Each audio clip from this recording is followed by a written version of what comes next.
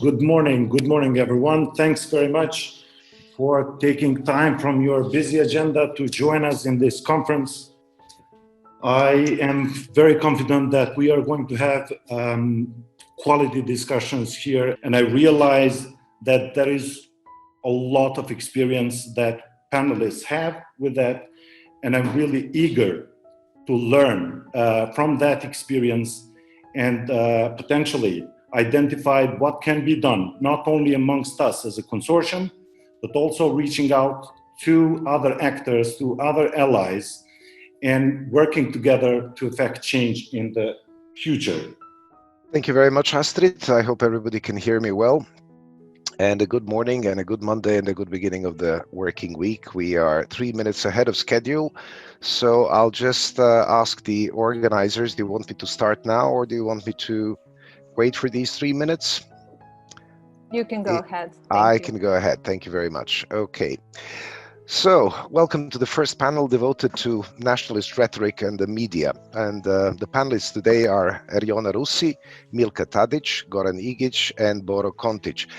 You have all the biographies, or everybody who's participating in this webinar has got the list of names of the participants and their biographies, so we do not need to invest names into introducing them.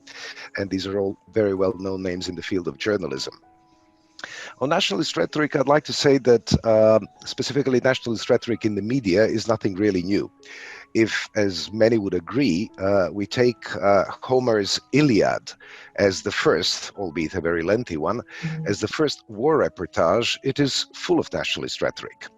And so were the British media during the Crimean War, so were the Federalist and the Confederate sides in the American Civil War. Now, none of these I actually managed to witness myself, so these are second-hand claims, but I did witness the nationalist rhetoric ahead of or in preparation of the wars of the former Yugoslavia.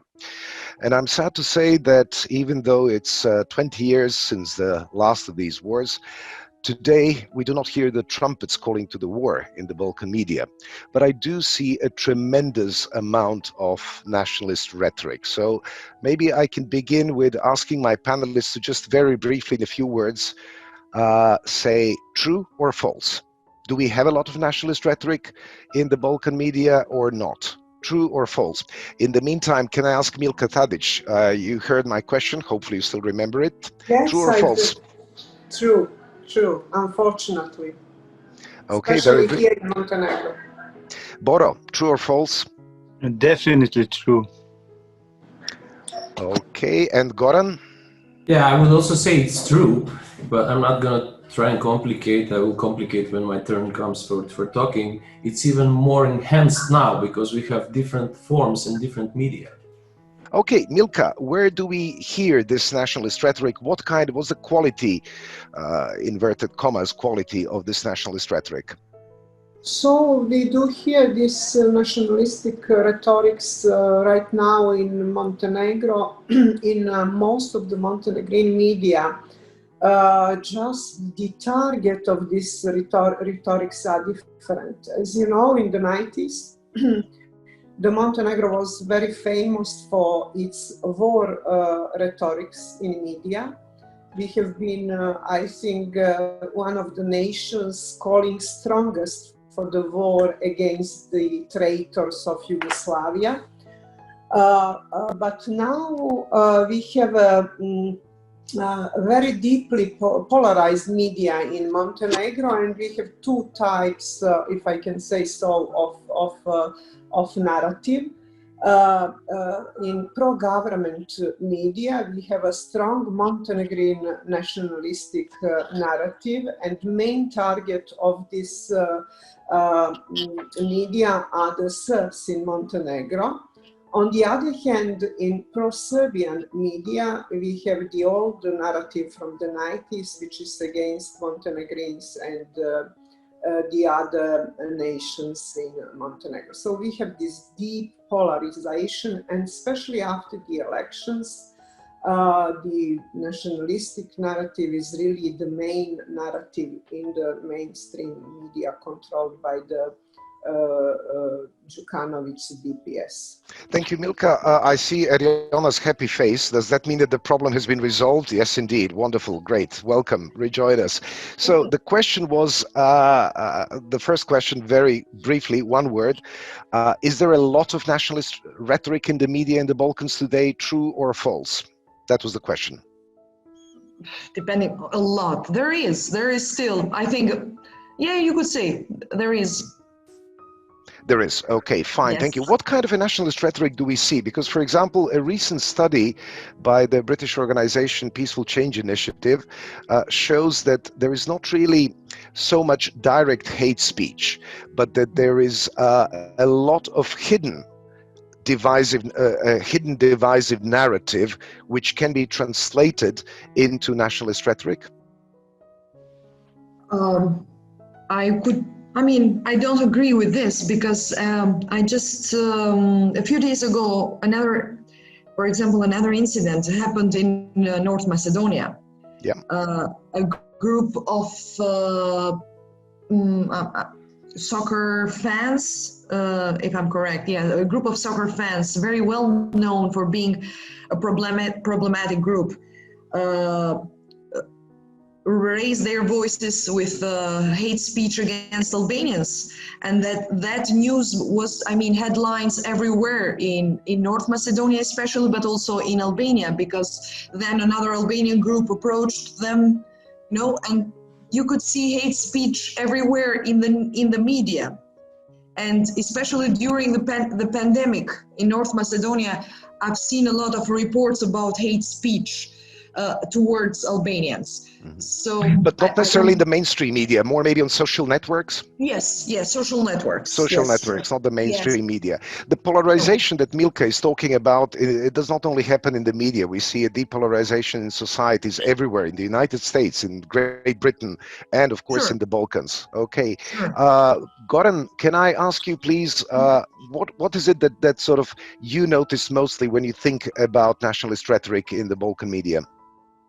I'm not that much afraid of this example our colleague Ariona mentioned with the football fans, because that's kind of a folklore, You expect something like that. Well, I expect something like that, and it's nationalism gives birth to nationalism. It does not solve issues. It's only, as the colleague said, one group steps out, does a nationalistic approach to things, then the other group answers, and it goes into circle.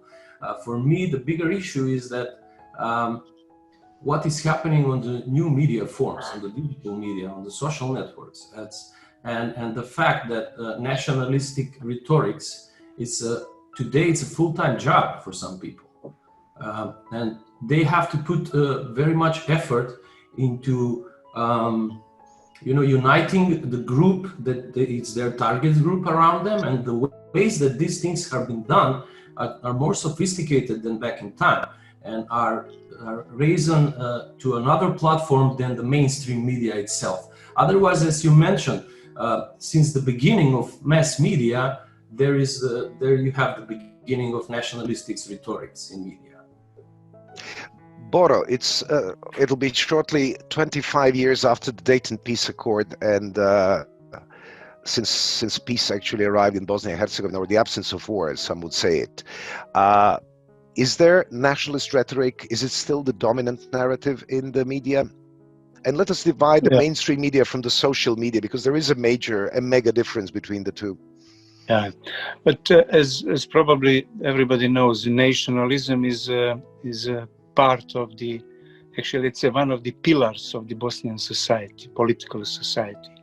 And the media is always some reflection of the society. Not all of them, but mainly a reflection of the society. It means that the national rhetoric is a part of the editorial policy, which is basically connection with what's happening all around us, and that tendency is here in Bosnia is paradoxically but logical. If you see the 170 years of the history of the Bosnian press, you can see that was a couple of years without political pressure.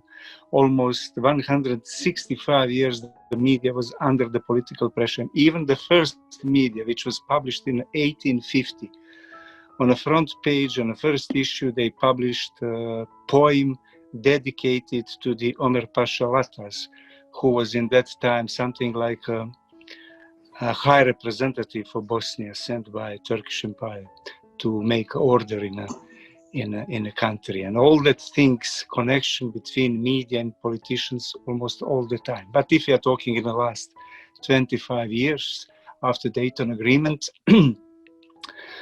I just one noticed. I talked a couple of months ago with Nenad Page, who spent last 15 years working for Radio Free Europe. Free Europe. He was and he was in one moment, a couple of years, director of the whole mission of the Radio Free Europe. And his idea is just to make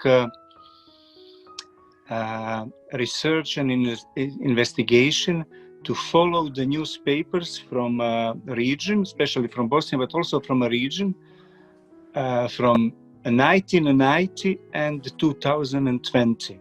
And his thesis is that nothing happened, actually nothing changed in the last 30 years. Not nothing, but not many things. It means that we are almost all the time in the same areas when we are talking about the media, politics in the last. That's not very encouraging, Boro. Not in the least. Yeah, it is. We live in the Balkans.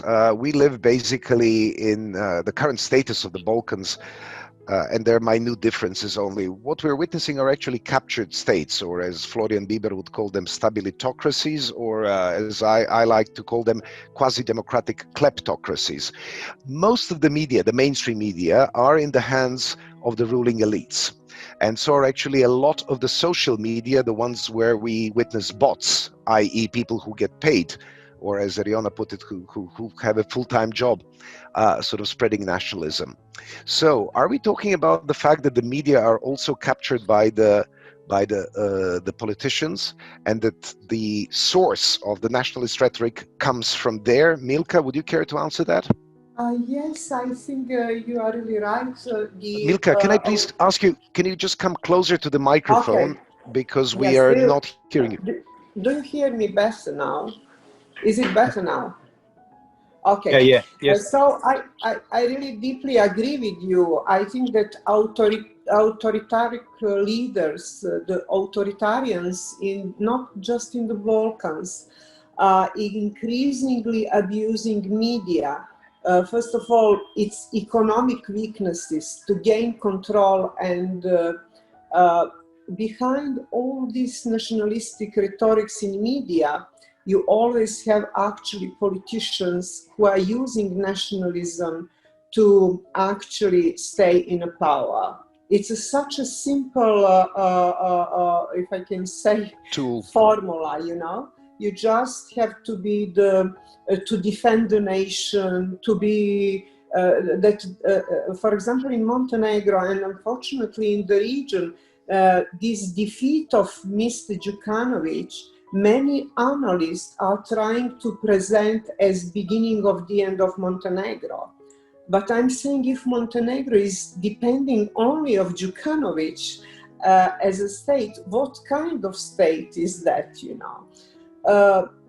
So this nationalistic rhetorics is actually a tool of the authoritarians, not just in Montenegro, not just in the Balkans. But why is Ariana, why is the audience buying this? I mean, why are we following this kind of an impulse which is generated, according to Milka, from the politicians? You're muted, Ariana. Thanks. Yeah, I just did it. I think audience buys it because this was my main entrance speech before the meeting, but unfortunately I couldn't do it but now I'm thinking this is the answer and what I had in mind. My feeling for years is that because we, the media, we, the journalists, fell somehow in the trap of our politicians. regarding the nationalistic rhetoric. I mean, they used it for years and it suits them. It suits them because focusing on nationalistic rhetoric, they just make us people, populations, forget about real problems, democracy, unemployment, etc., etc. And the funny thing and ironic thing is that why we fell in the trap, why do I say we somehow fell in the trap, the media in general?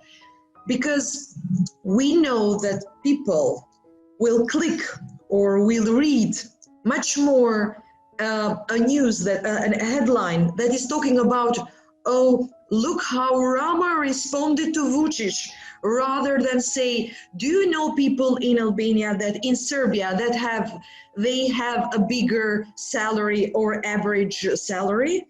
Do you know people that, for example, in Montenegro, they have better schools than we do? People will not read as much of these kind of headlines rather than reading these other headlines with nationalistic rhetoric because of this, our nationalistic feelings, you know, we are Albanians, they are Serbians, you know, and this fight we have had. Yes, but Eriona, why? Why are, I understand the reasons, I hear you, but why are we journalists still buying it? Because we are buying it year after year, month after month, decade after decade. We are not buying it, we're selling it because we know that people want this kind of thing and they get clicked. I mean, I don't know if I think in all Balkan countries there is a fight as it's in Albania. The fight for clicks, YouTube clicks, right? It's a big fight now. Let me just give you an example why I really firmly believe we fell in their trap. I mean, politicians' trap about nationalistic rhetoric. You know what happened, and Milka might agree with this. After the elections in Montenegro, there is an Albanian politician, Dritan Abazovic, who was called the kingmaker of the situation because he is Albanian, but he is with the opposition. And he kind of was very key part of overthrowing Milo Đukanović. But you know what happened in Albania? Nobody focused on, oh, look, here it's an Albanian origin guy, very good politician, who is changing the shape of politics in Montenegro. No, nobody focused on this. You know on what they focused? Oh, they said, Abazovic, oh, he changed his last name. He's not real Albanian. Oh, you know what Abazovic said about Skanderbeg, our national hero? Oh, he said that his mother was from Serbia, and everybody, whoa, against Abazovic. He's not real Albanian, etc., etc. And everybody was and all of this about a politician whose basic political credo is actually the civic side, not the nationalist side. Yeah. His movement is all about sort of civic engagement, not the engagement of a nation. Yes, and all not mainstream media, but mostly social networks, focusing so much on this because people know, they know people will click on this kind of things. As you would click on, I'm sorry, I don't want to be vulgar, but you would click on Kim Kardashian, on her latest nude pictures. We fell on this trap because we know what people want, but this is not real concerns. Instead of saying Abazovic, he's a very good politician, he's national, his roots are Albanian, but he's Montenegrin citizen, he's Montenegrin politician, and he's trying to change the politics of Montenegro for all people there. He's trying to do something for all people there, not only Albanians, because it's stupid to pretend he's doing something for Albanians only, right? Yes. Goran, can I turn to you now to pick up on what Eriona brought into the discussion was the chase for clicks, or basically the audience, doesn't matter which media it is, whether it's clicks on the internet, whether it is viewers on television, listeners on radio, although radio is not that popular anymore. Goran, why this focus on the nationalist side of things? I mean, why do we need to have this in the focus of the media if there are real problems aplenty? I have a lot of things to add to what Riona said, but I'm going to try to make it to the point of what you just asked, and I'm going to try to be very clear, because truth is boring. And yes, truth is boring. The world has changed. We have to have one thing in mind, that we are trying, up to now from the discussion, my impression is that we are discussing about nationalism in media only through the traditional media that we know as. But let's say there is this phenomena at the moment, the social dilemma, the movie at Netflix, that is opening a lot of doors and answering a lot of questions, not that we did not know about them. But you have to have in consideration one thing. Me from Macedonia and someone from Serbia, and even me from Macedonia with someone from another city, we don't get served the same truth. Most of the people today are informed through the news feeds of social media. And my social media newsfeed is different from yours. I do not get the access of the same information, sometimes even on the same topic. And of course, that one of the ideas of nationalism rhetorics is, and it's very simple in theory, it's to polarize the society. And when you polarize the society, you have more divided groups that are not able to focus on things that are important. But I will strongly disagree about the moment that we are chasing for clicks. Yes, most of the media are, but also on the other hand, most of the media, let's say the press, went online and they just immediately consider themselves a digital media, and that's not true. So what I want to say is that nationalism needs to be tackled in the media as with a very different approach.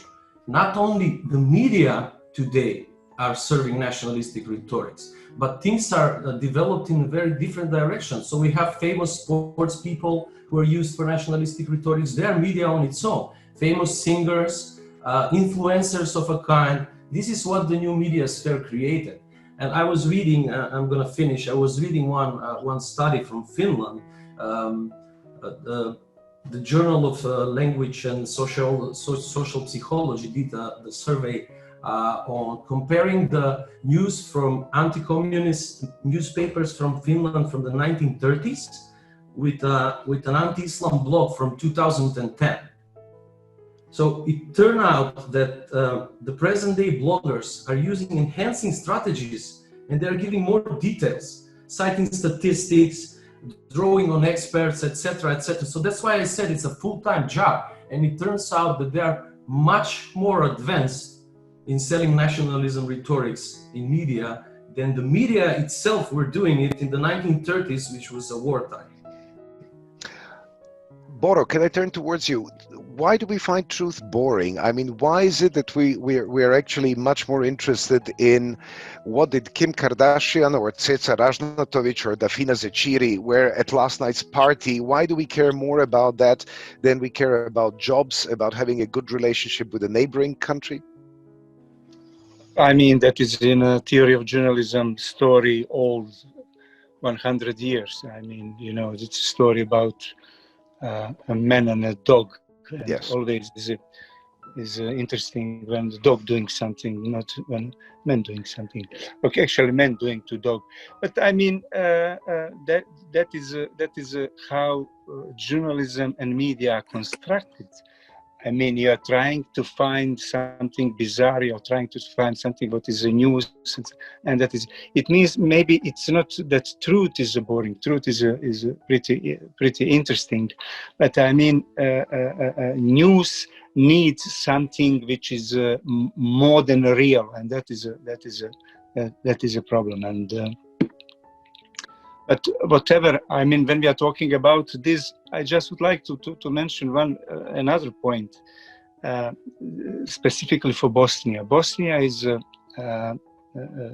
if you compare with other countries in a region, different because we have enormous number of the public media, especially public radio and TV.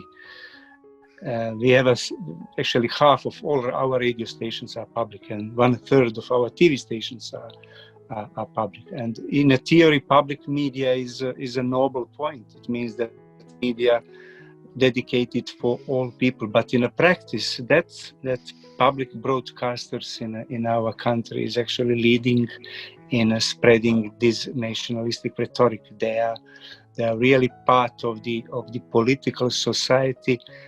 It means that they are following the main national party in the region, and they are following more their program than to be program for the audience, all audience in a country. The problem is because journalists and media understand that it's much better to be patriot than to be professional, and that is a problem for media and the journalists in a country, and they have problem with the public opinion in they are patriots in the beginning, and that is their first.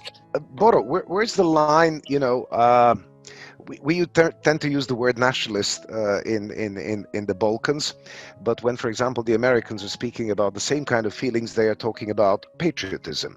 Where's the line between patriotism and nationalism? Actually, a question for all the participants. Maybe you can kick off, Boro, and then we will ask Milka. I mean, yeah, you know that we have three main ethnic groups in a country, and it means that when you like only your nation, that is a problem. If you don't see the others, and that is a problem for example, in our country. If you don't see the whole picture, if you only see the problem of the Serbs or problem of the Bosniaks or the problem of the Croats, and thinking about that, not thinking about the others, but we are living in the same boat all the time. And if you would like to discuss, you have to know what's happening with the others and what is their problem.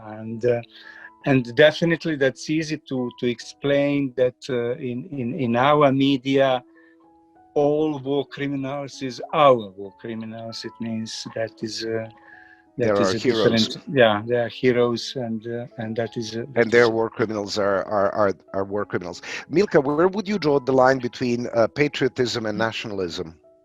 Is it possible to draw a line?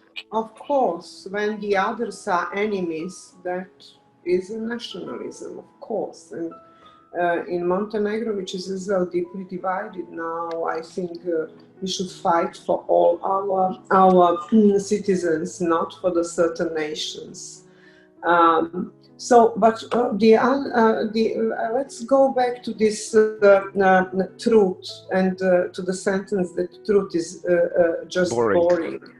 But I would add as well that truth is not pleasant, especially for the corrupted politicians, for those who are connected with the criminals, who are doing not good things for the nation, but just for themselves.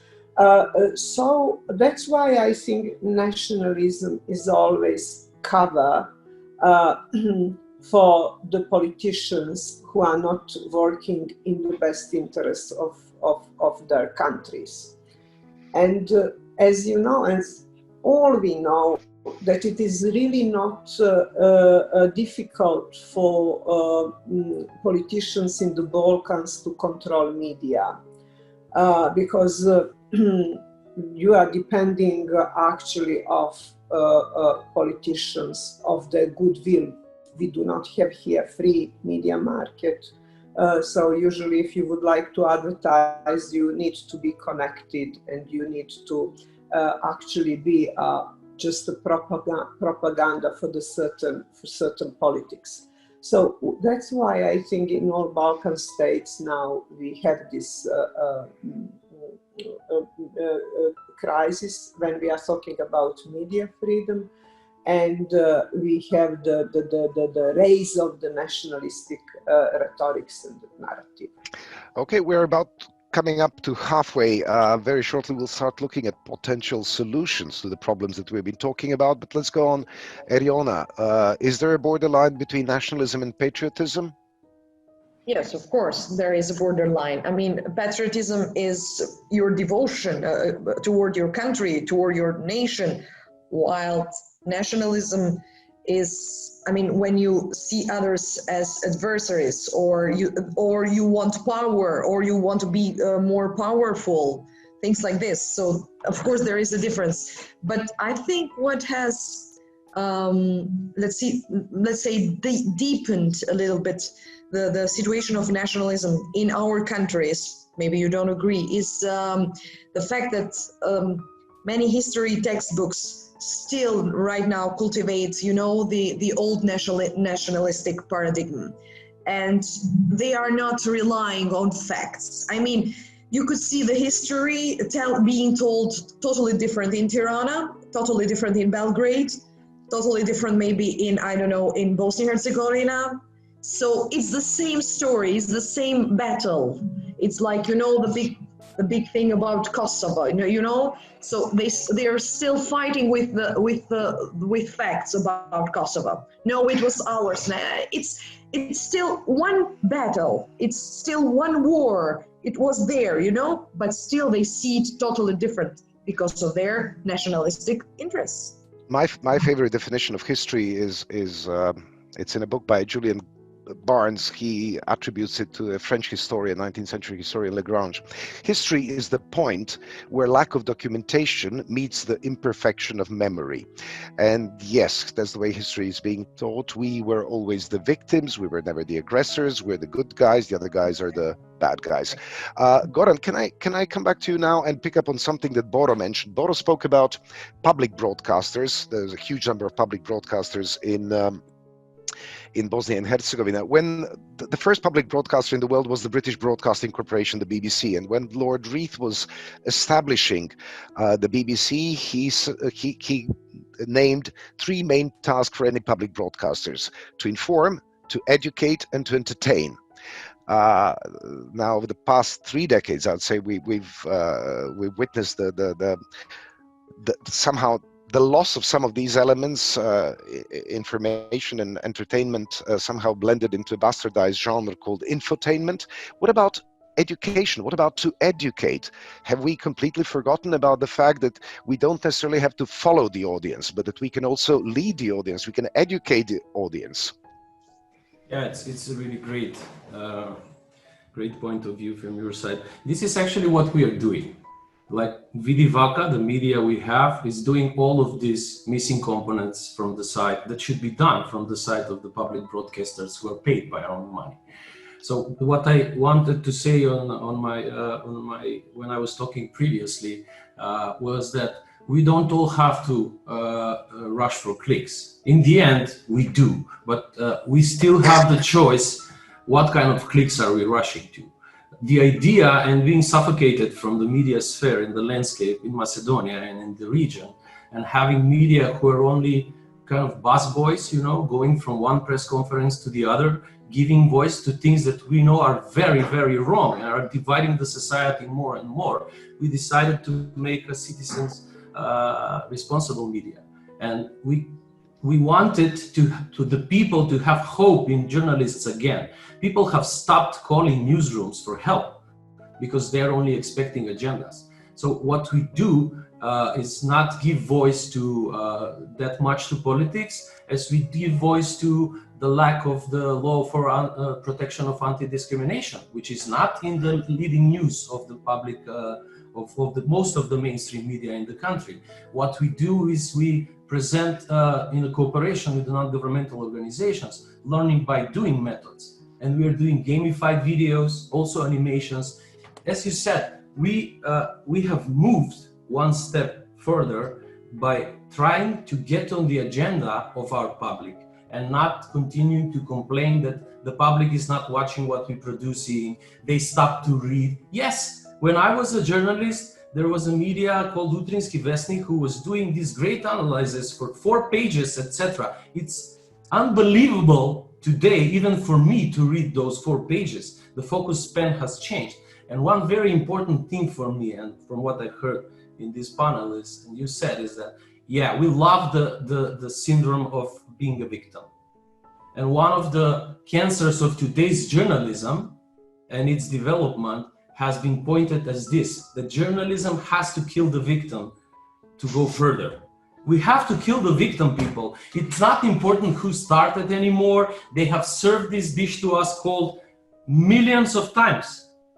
And we have proved to ourselves that it works. If it works in Macedonia, we have 800,000 people, up to 800,000 people seeing our videos that are not politics, they are not nationalism, football fans. We are trying to sell good news, and we are trying to change society step by step from where we fucked up most, local. And this is the only way to do it is with the audience. So one of the things is to start communicating with the audience again, instead of making assumption what the audience means. So that's it. Yes, making assumptions. Ariona, you wanted to add something? You're muted. Yeah. Yes. If we are, I mean, we're still talking about the solutions, right? No, well, we haven't started yet, but yes, Goran actually opened it up. Exactly. That's why I said, because Goran opened that, and I'm just thinking of comparison would be a great solution. What I mean about comparison.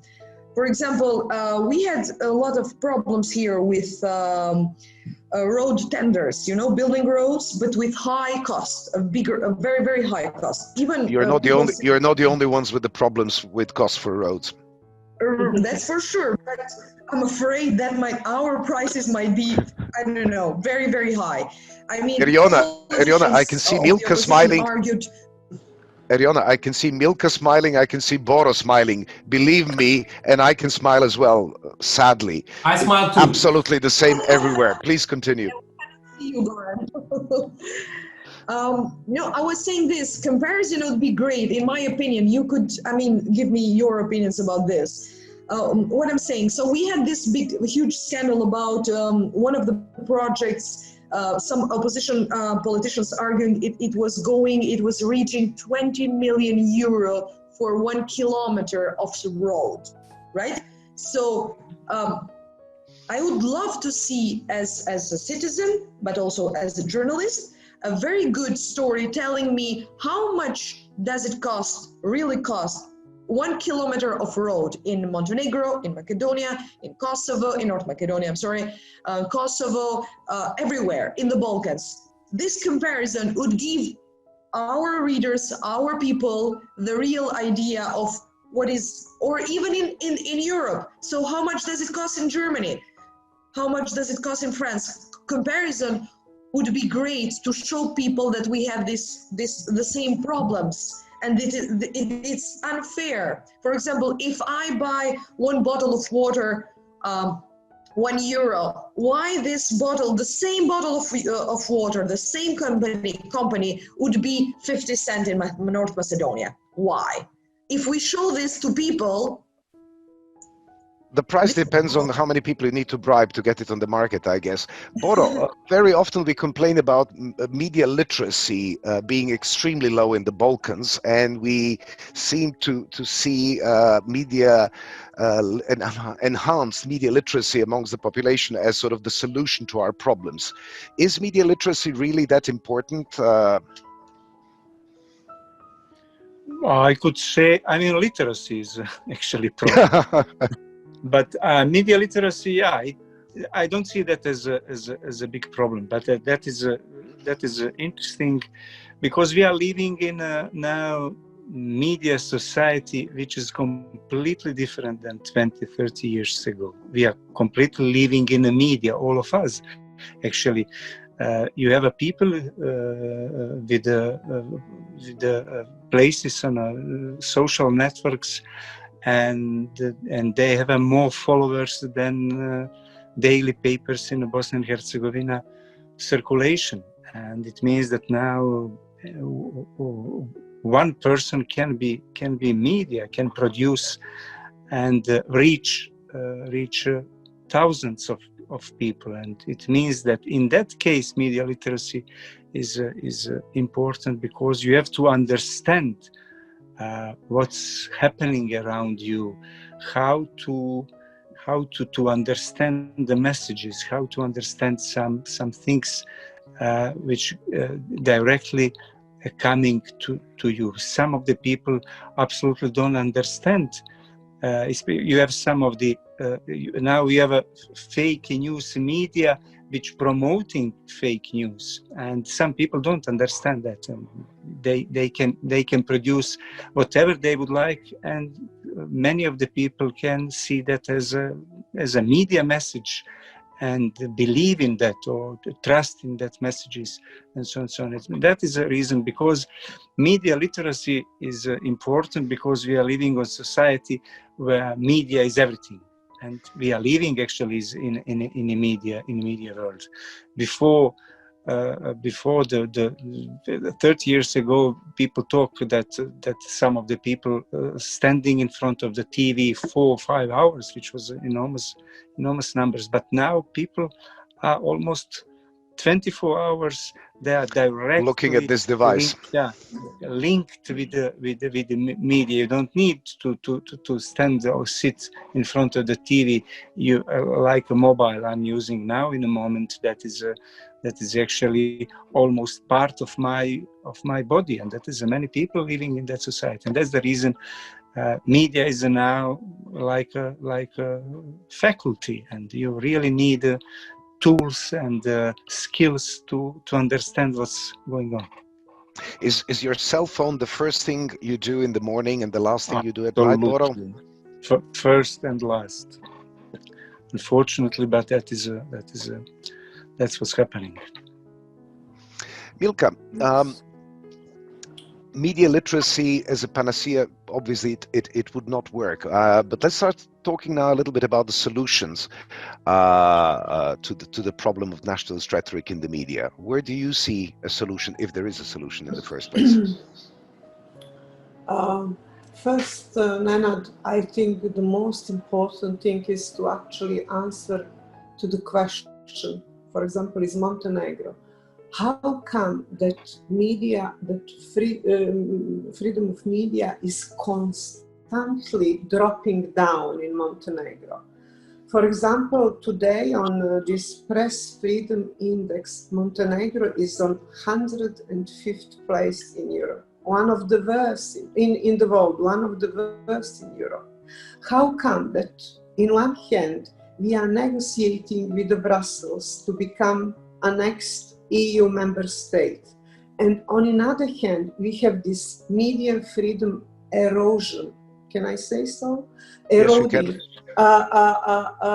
And since independence, we dropped more than 50 places on this media press freedom index. How it was possible? How it is possible, and not just in Montenegro, but in the other countries, and not just in the candidate countries in the Balkans, but in the European EU countries, like in Hungary, in Poland, in Slovakia, all over. How it is possible? And with this trend, on another hand, we have this nationalistic rhetorics, hate speech, a problem with many other aspects when we are talking about media freedom. So those are the problems. How can we deal with these problems? I think the main issue is actually to make media independent, not dependent of certain power structures. Structures. Doesn't matter if those structures are politicians, or maybe those who are having the money, or criminal structures in the Balkans. So how to make media independent, that is the first issue, I think, for us. So we're back to the diagnosing the problem. Maybe we can't find solutions, not necessarily in 1 hour. We've got about 15 minutes left. Can I also encourage all the other, everybody who's tuning into this webinar to ask questions? We have an interesting question from Anthony Foreman. He's asking, maybe Ariona and Goran, you can try and answer this. Is there a legitimate side to having a certain amount of nationalism in media narratives? I mean, after all, we live in nation states, and reporting can't always be completely value neutral. Are there examples of good nationalism in the media? So is there a certain amount of nationalism which is okay?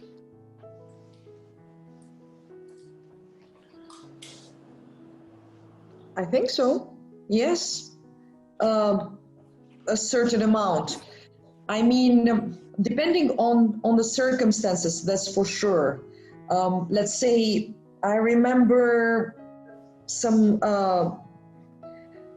We had a huge problem during the summer with Albanians living in Greece wanting to go back to Greece, and because of the pandemic and because of misinformation about the rules, the tests, the people they should do, a huge line of kilometers was created between our borders, I mean Albania and Greece, and it was for at least 1 week kind of it was a real human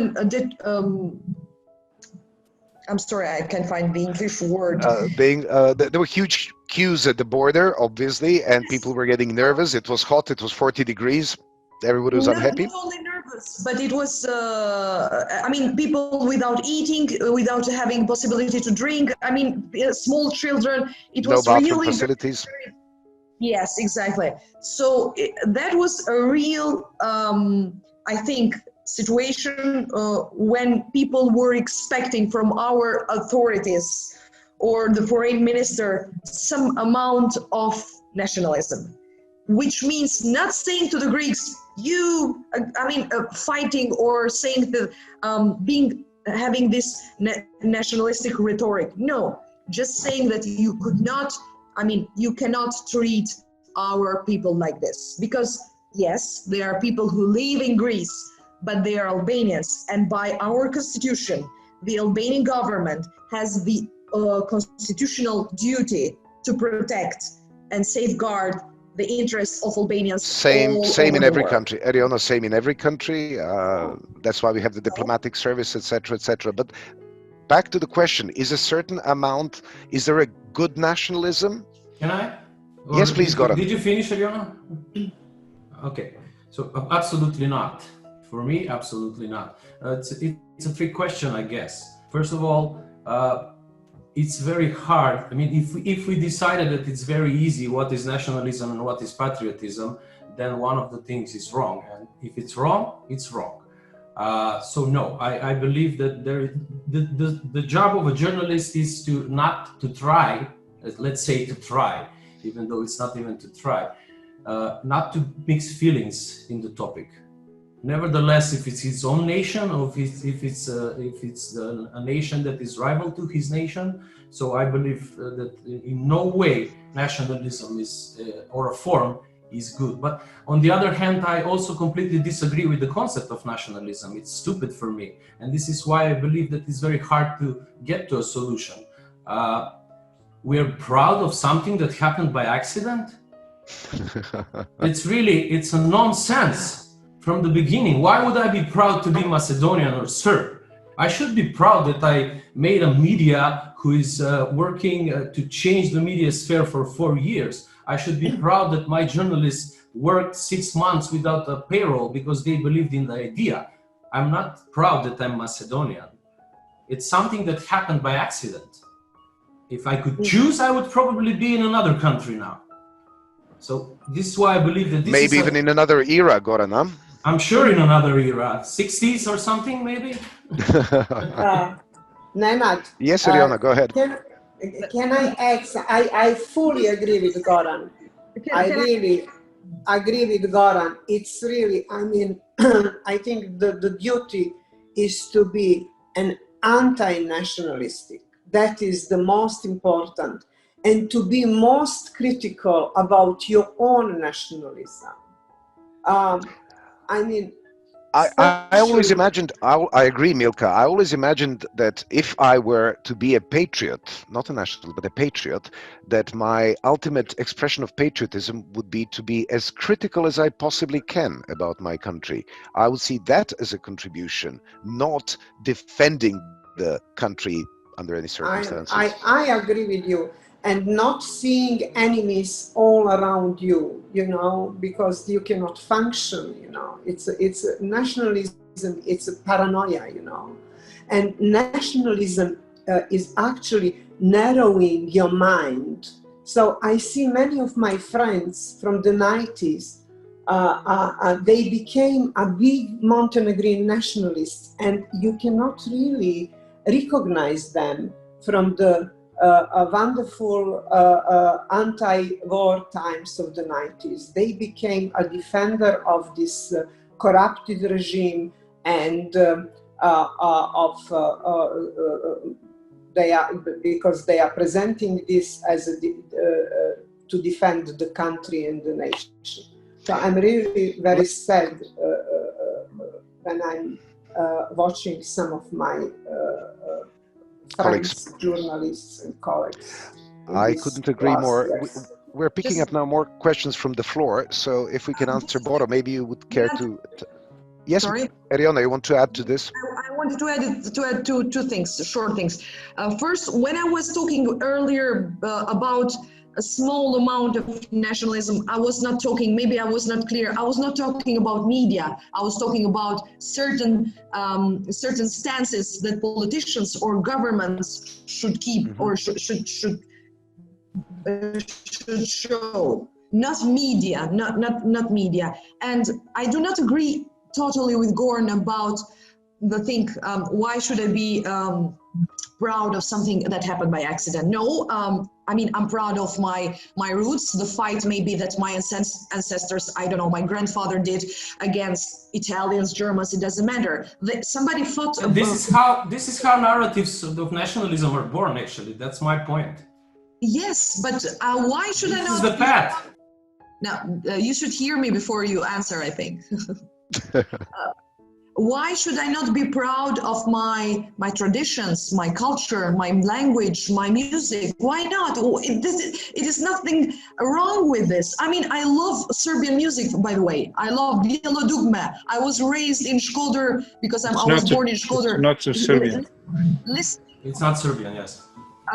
Okay, sorry. Bijelo Dugme is Sarajevo. Yes, Sarajevo.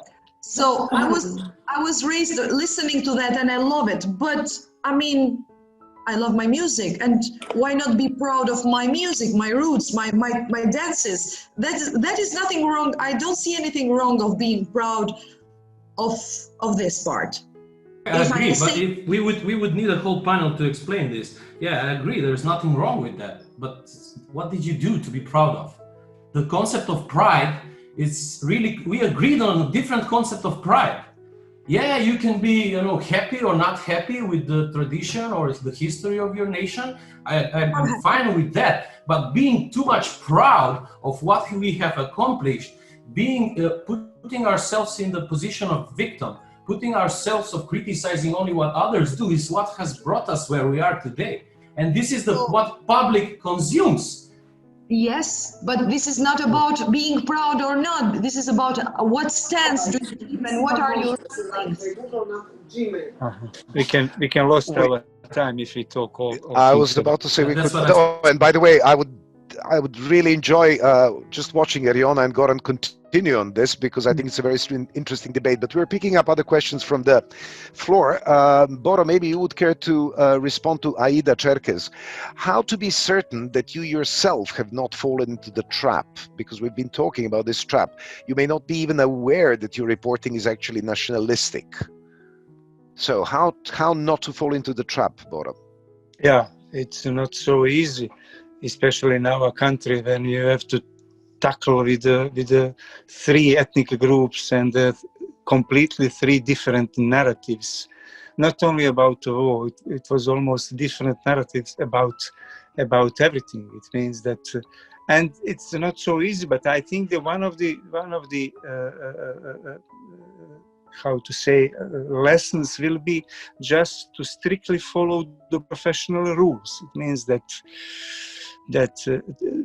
trying, your goal is to get the truth, but your way is to check all information you are trying to broadcast. You have to see all possible angles of the story and to show to the audience. It means following professional rules is one of the ways how to avoid to go to the trap. Pinching yourself all the time to make sure that you're awake to the danger, yeah? Yeah, it is. Yeah. Question from Jelma Dolly. Maybe Milka, you want to, because you've also been involved apart from media in the civil society as well. How can the media and civic society counter the rising nationalism, not just in the region, but globally, because we see nationalism on the rise on a global scale? But let's focus on us. You have to unmute yourself, Milka. You're muted. Do you hear me now? Yes, now we do. Yeah. So I think the main actually is to try to be in the shoes of others. You know, that is the most important, and to talk to the others, to try to understand their position. All our countries are multi-ethnic countries. We have minorities, and not just national minorities, but the other minorities. So really to think about their position, to exchange the views, to try to understand their problems, and to fight for the universal values. That is the most important, you know, to not think about just your own interest, but about the universal values. That is the important. And as a media, as Boro stated, I think the most important is to follow the professional standards and ethics. Then you are safe. You know, you are not going to become just a microphone of the nationalistic leaders in the Balkans. I like the way you formulated it, to be in the shoes of the other. I like that. It's 10 minutes past 11, so we've got about 5 minutes left. We've touched upon many things. We have not completed any one of these discussions, but that's to be expected in a conversation of this kind. I'd like to give each of you a chance to sort of try and do not a summing up, but sort of maybe add something to what you've already said or emphasize something that you've already said. Basically, I'd like to give you the final words, each and every one of you, about 1.5 minutes each. Maybe we can start with you, Milka. What would you sort of like to say towards the ending as a kind of a, not conclusion, but sort of what do you feel that needs to be said? I think it is really very important to cooperate, to have more regional approach, and to exchange the views, to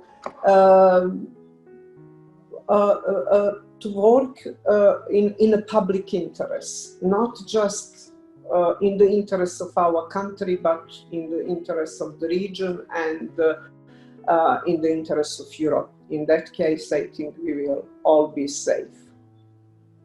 Thank you. Bora?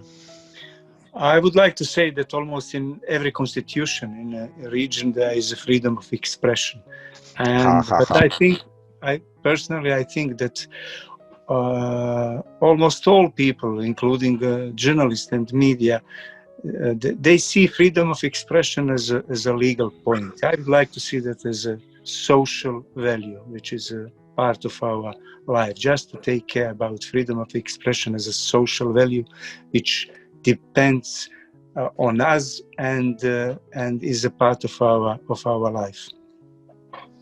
Eriona? I have to also leave, so I have a live broadcast in about 30 minutes. I would say what I would suggest is that we focus mostly as media or journalists on the beautiful side, on the bright side of things, instead of because as I said before, we also fall in this trap, and we also we tend to not be aware that our reporting might be nationalistic. For example, a lot of Albanians love Greek music, and we dance Greek music a lot here in our clubs or pubs, etc., etc. We have, I mean, we really love it, we really like it, and we really feel it when we dance. We dancing Greek in the middle of Tirana could be reported as a shame, or it could be reported as, look, how nice it is. We really love Greek music.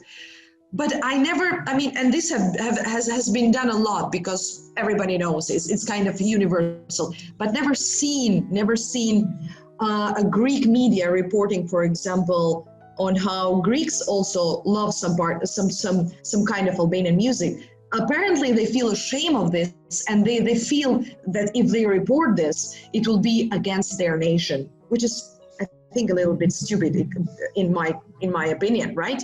Because I know that people also dance Albanian music at the other side of the border. I mean, there are a lot of Albanians living there, so what's the problem? And if I dance Serbian here in the middle of Tirana, or even in Kosovo with my friends in Kosovo, that should not be portrayed as against the other nation. I mean, as something to deepen our differences or bitter our relations. It should be like, you know what? This is nice. This is beautiful. This is something. Although, to be honest, we must admit that even, for example, in Europe and EU, there are kind of these problems. You know, I know a lot of French saying they hate Germans, and I know a lot of Germans saying they hate French. They really I actually can't stand don't. each other. I actually don't. But they still go. Maybe we know different Germans and French. Thank you very much, Eriona, and good luck with your broadcast. Thank Goran, you have the final word. Lucky you. Lucky me, it turns out to be like that today. It's like people are designed, actually, we were designed to be a social being. And somehow in our psychology, it's driven by waiting for approval. But the days today have changed. We have the Generation Z, people born from 1996. We are still a little bit resilient to what the media sphere and social media did and how they changed the world and how we all became media on our own. But these generations will not be. So we're supposed to be preparing for them because they are waiting for positive discrimination, which is a catastrophe, political correctness, another big catastrophe, then nationalism in media, then trying to portray nationalism as patriotism. Then we have the echo chambers, a place where you can easily get people to agree with your opinion and nothing will change. So what we need to do, especially in the time of pandemic, where people cannot travel and see different things with their own eyes, because we are so complicated that even when we see things, sometimes we don't believe. I think that it is our job to stop giving voice to singers who go into nationalistic agendas, to sportsmen who do this. It's not their job, and it's as well, especially it's not our job to be quiet when they do this, because people are starting to get afraid to talk. This is another big issue also, you know. So what we need to do is to try to bring the world to these people and not the bad news. I mean, yes, of course, also bad news from the world, but if I can say it like that, proper bad news that they should be aware of and prepared for. So I would end here. Thank you very much, Goran. Thank you also, Eriona. Thank you, Boro. Thank you, Milka. With this, we will be wrapping up our panel. God help Irena Stevic, who's supposed to do a summary of all this, because we touched upon so many things. We did not necessarily bring and offer that many conclusions or specific recommendations, but I think it was primarily an exchange of opinions, and a good one at that. Thank you very much to all the participants. Thank you to all of you who are following this discussion, this webinar. We have a 15-minute break. My suggestion would be don't drop out of the webinar. Just kill your camera, shut down the microphone, and then rejoin us in 15 minutes. The next panel will be beginning at 11:30. The topic is how to tackle challenges to regional cooperation of media and to media freedom. Good luck to them, to that panel as well.